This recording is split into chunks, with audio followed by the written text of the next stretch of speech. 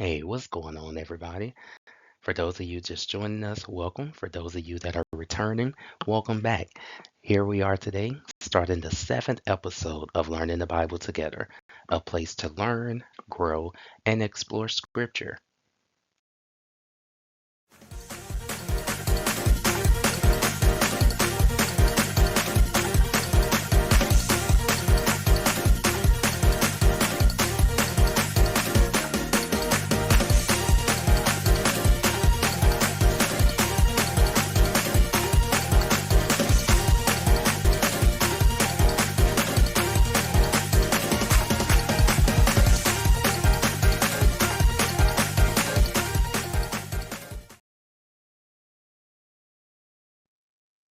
A brief intro of myself. My name is Terrence and I live in Louisiana.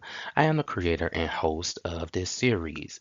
Again, it started because this thought had came across my heart multiple times and I wanted to learn more about the Bible. It's also a space for you all to feel comfortable. You don't have to feel pressured to leave your home if you want to join me on this journey. Now, as a disclaimer, I am not a pastor, preacher, bishop, or any type of religious leader, just wanting to learn more about the Bible, so you're more than welcome to join me on this journey. So now what we'll take a look at is how the episode will flow. So we're going to take a look at three different scriptures within the Bible. And with those three scriptures, we're going to look at three different versions of them. We first start with the King James Version.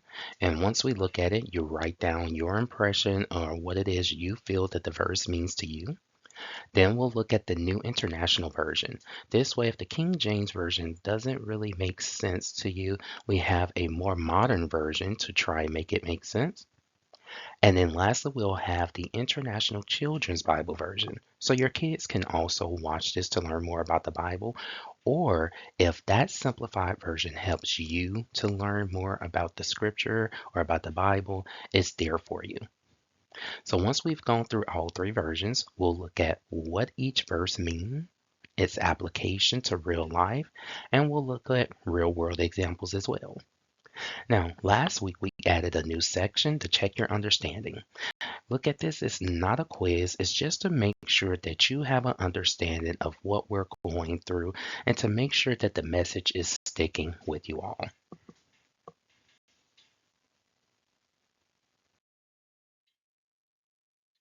So today's topic is grace in your words, wisdom in your walk. And we'll be taking a look at scriptures, Colossians chapter 4, verses 5 and 6, Ephesians chapter 4, verse 29, and James chapter 1, verse 19. Let's start with Colossians chapter 4, verses 5 and 6. The King James Version reads, "Walk in wisdom toward them that are without, redeeming the time. Let your speech be always with grace, seasoned with salt, that ye may know how ye ought to answer every man." Go ahead and write down what this verse means to you. I'll give you all a few moments.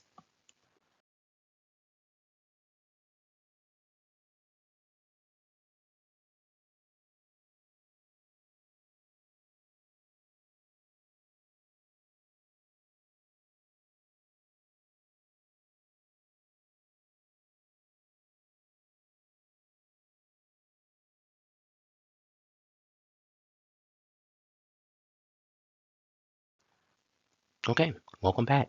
Now, if there wasn't enough time for you, remember this is a pre-recorded series, so you're more than welcome to pause. If you are ready to move on, let's look at the New International Version. It reads, "Be wise in the way you act toward outsiders. Make the most of every opportunity. Let your conversation be always full of grace, seasoned with salt, so that you may know how to answer everyone." Okay, did your perspective change? Did it stay the same? I'll give you all a few moments to collect your thoughts.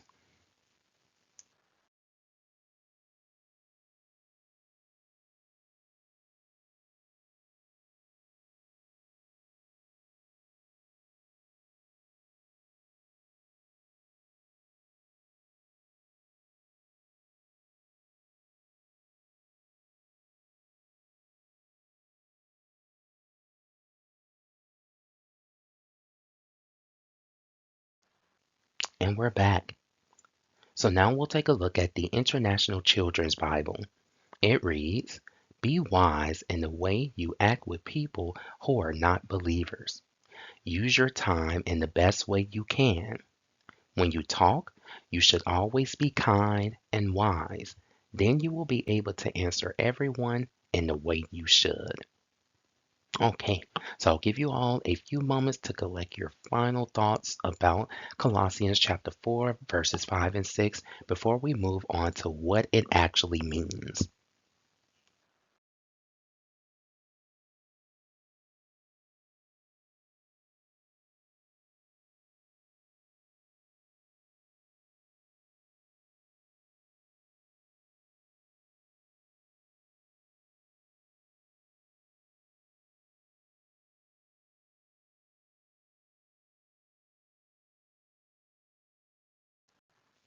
All right, welcome back.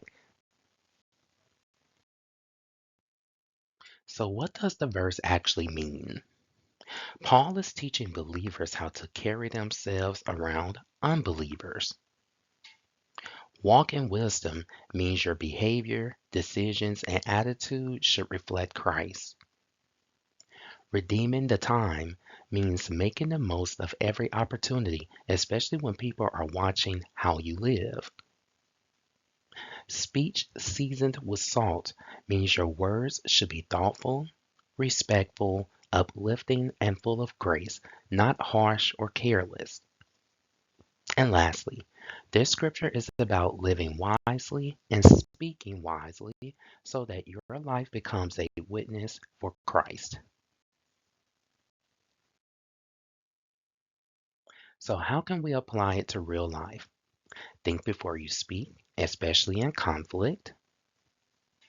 Be intentional about how you act in public, at work, and online.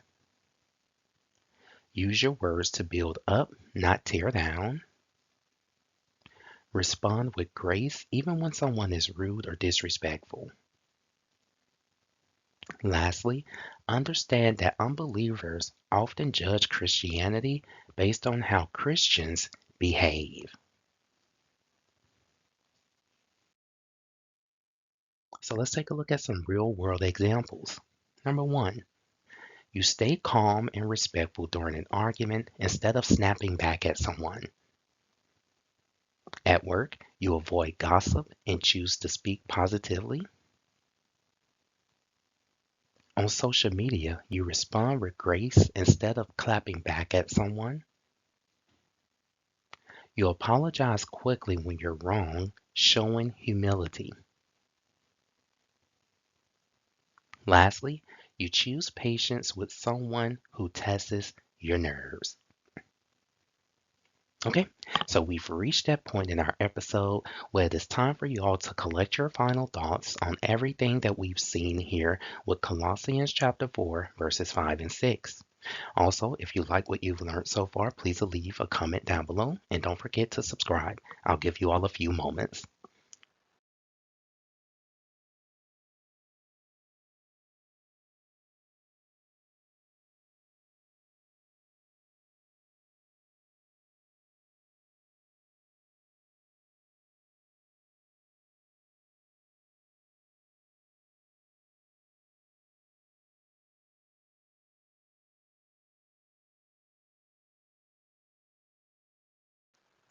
Okay, welcome back. Again, remember, if that was not enough time, please feel free to pause. If you're ready to move on, let's continue. The next thing that we're going to be looking at is checking your understanding about the verses we just looked into.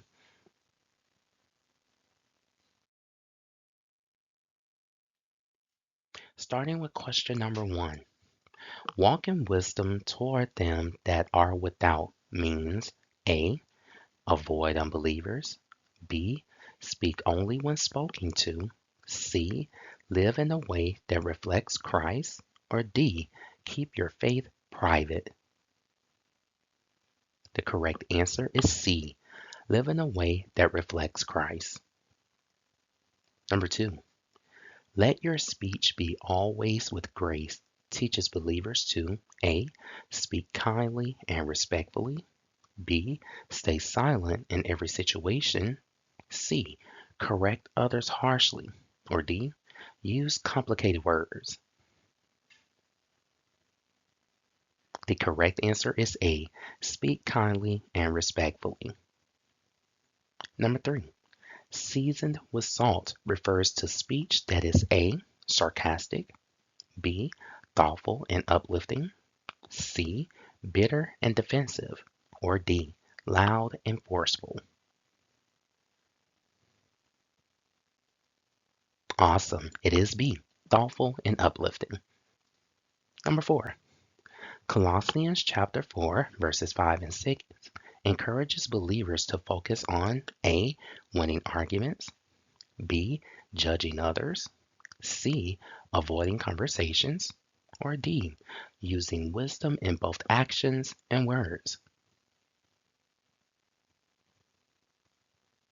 The answer is D. Using wisdom in both actions and words. Awesome, you guys. So now we're going to move on to our next scripture, which is Ephesians chapter 4, verse 29. The King James Version reads, "Let no corrupt communication proceed out of your mouth, but that which is good to use of edifying, that it may minister grace unto the hearers." Okay, I'll give you all a few moments to collect your thoughts on what this verse means to you.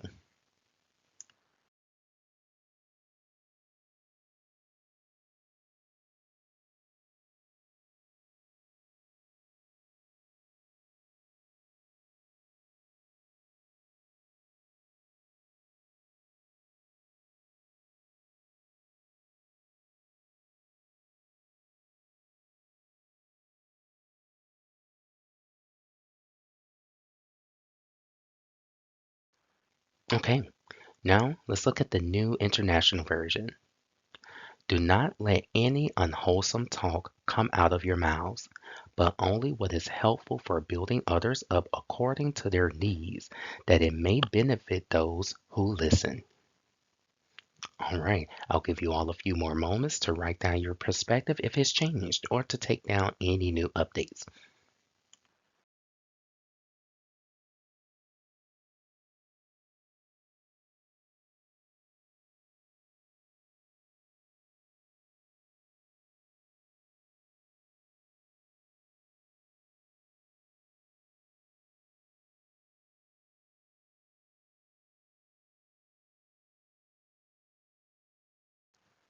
Okay, let's move on to our last version, the International Children's Bible.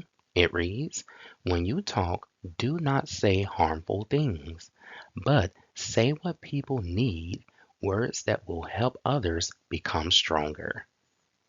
All right, I'll go for you all and give you all a few moments to take down your final thoughts of Ephesians chapter 4, verse 29.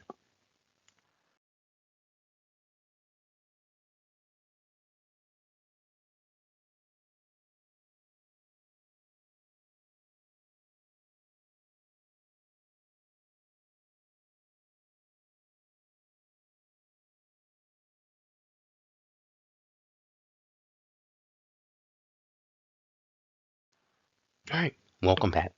So let's go ahead and move on. So what does this verse actually means to us? It says Paul teaches that believers must be intentional with their words.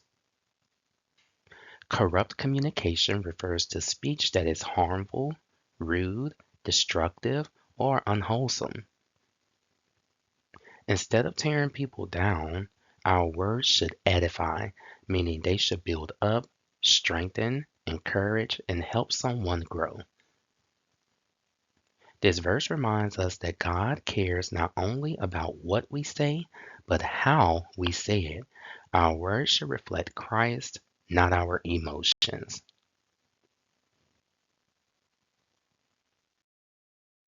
So, how can we apply this to real life? Think before speaking, especially when you're upset. Avoid gossip, insults, sarcasm meant to hurt, and negative talk. Use your words to encourage, uplift, and bring peace. Speak in a way that helps people grow, not shrink. Choose conversations that bring life and not drama.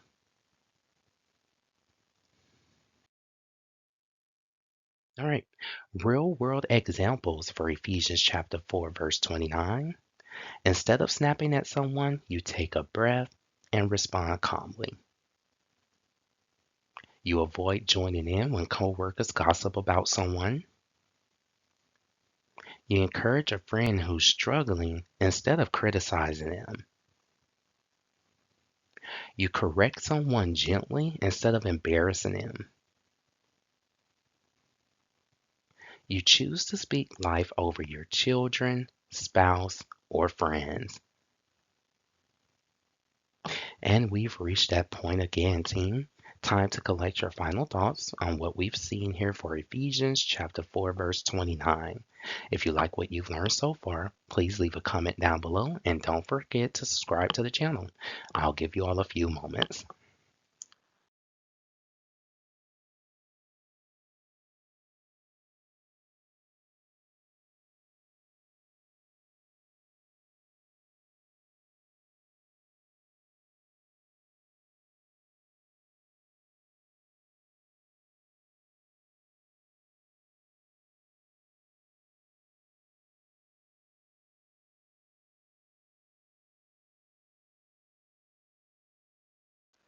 Okay, welcome back.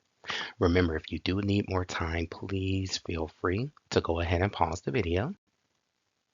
If not, we're going to go ahead and move on to checking your understanding. Number one, Ephesians chapter 4, verse 29 teaches believers to avoid A. Corrupt or harmful speech, B. Asking questions, C. Speaking softly, or D. Sharing opinions. A. Corrupt or harmful speech. Number two, edifying means A. Speaking loudly, B. Correcting harshly, C. Winning arguments, or D. Building others up. D. Building others up. Number three, this verse encourages believers to use words that are A. Sarcastic, B. Hurtful, C. Emotion driven, or D. Helpful and uplifting.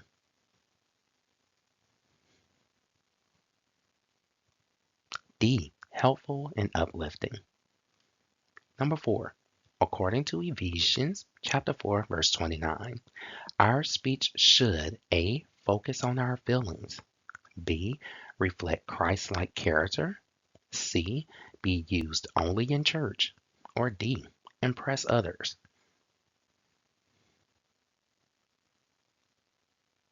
B is correct. Reflect Christ-like character. Great job, team. Now, we'll move ahead to our final scripture for this lesson, or for this episode, James chapter 1, verse 19. The King James Version reads as follows: Wherefore, my beloved brethren, let every man be swift to hear, slow to speak, slow to wrath. All right, take a few moments to write down, what does this verse mean to you?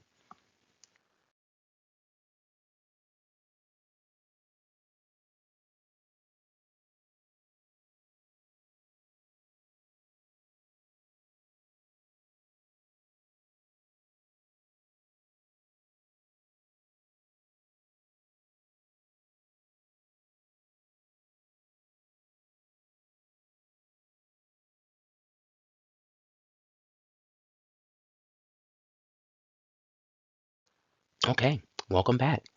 Let's go ahead and take a look at the New International Version. It reads, My dear brothers and sisters, take note of this.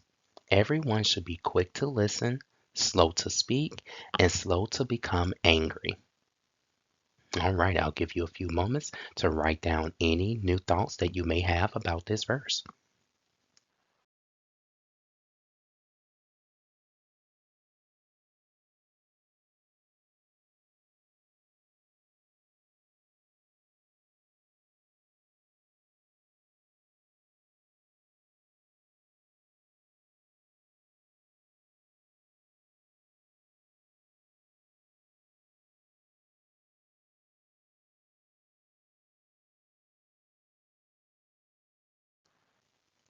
Awesome. Let's go ahead and take a look at the last version, the International Children's Bible. It reads, "My dear brothers, always be willing to listen and slow to speak. Do not become angry easily." All right. Go ahead and take a few moments to write down your final thoughts on what James chapter 1 verse 19 means to you.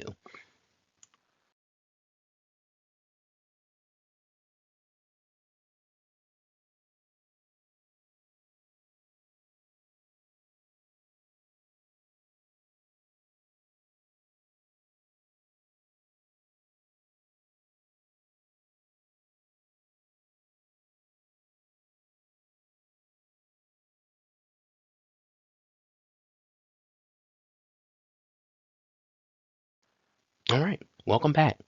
Let's go ahead and take a look at what the verse really means.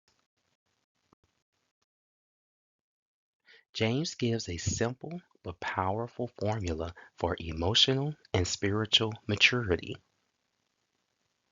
Swift to hear means listen first, understand before responding. Slow to speak means think before you talk, choose your words carefully, and avoid reacting out of emotion. Slow to wrath means control your anger instead of letting it control you. This verse teaches believers how to handle conflict, conversations, and pressure with wisdom and self control.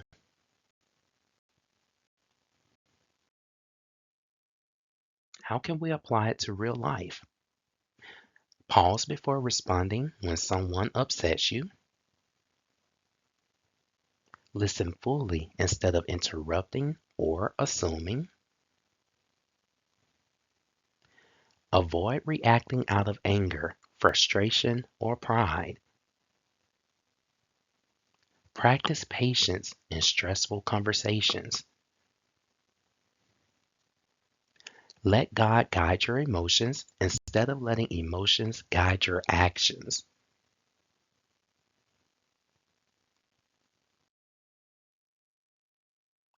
All right, real world examples. You receive a rude message, but instead of firing back, you wait, breathe, and respond calmly. During a disagreement, you listen to understand instead of listening to argue. You choose not to speak while angry because you know you'll regret your words. You walk away from a heated situation to cool down before addressing it. You give someone grace because you realize they may be having a hard day. And we've reached that point for the third time in the series. It's time for you all to go ahead and collect your final thoughts on what James chapter 1 verse 19 means. Again, if you like what you've learned so far, please go ahead and leave a comment down below. And don't forget to subscribe to the channel. I'll give you all a few moments.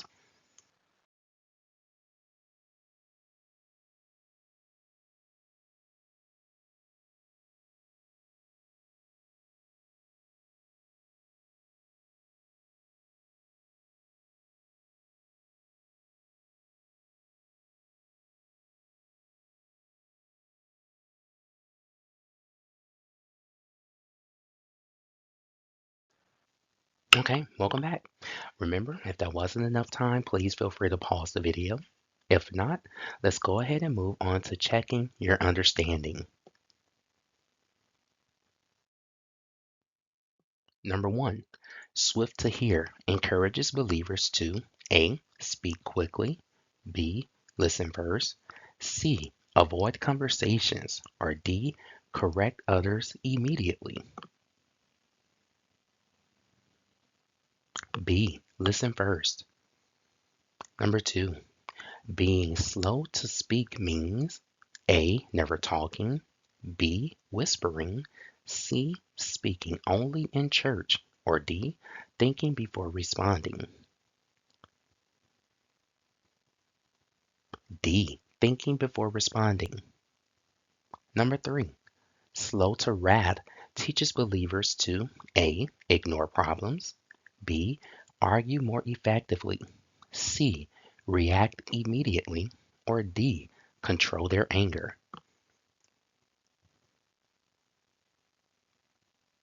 D. Control their anger. Number 4. James chapter 1 verse 19 provides guidance for A. Financial decisions. B. Church attendance. C. Handling emotions and conversations. Or D. Memorizing scripture.